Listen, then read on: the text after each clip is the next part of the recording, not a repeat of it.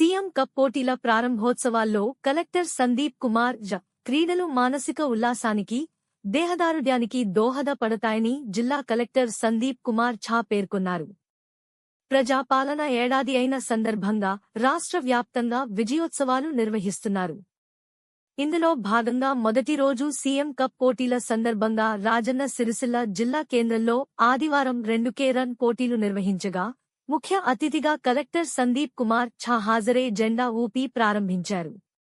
ఈ సందర్భంగా సిరిసిల్ల అంబేద్కర్ చౌక్ నుంచి బతుకమ్మ ఘాట్ దాకా 2K రన్ కార్యక్రమంలో జిల్లా కలెక్టర్, అధికారులు, విద్యార్థులు, యువతతో కలిసి ఉత్సాహంగా పాల్గొన్నారు.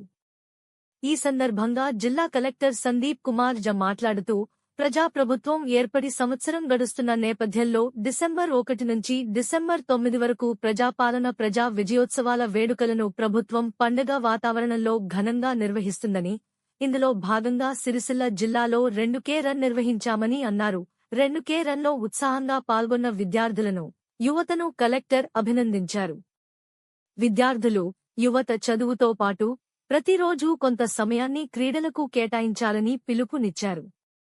గ్రామీణ, పట్టణ ప్రాంతాల్లోని క్రీడాకారుల ప్రతిభను వెలుగులోకి తీసుకువచ్చేందుకు రాష్ట్ర, జాతీయ, అంతర్జాతీయ స్థాయి పోటీల్లో పాల్గొనేలా తీర్చిదిద్దేందుకు రాష్ట్ర ప్రభుత్వం అన్ని ఏర్పాట్లు చేస్తున్నదని తెలిపారు.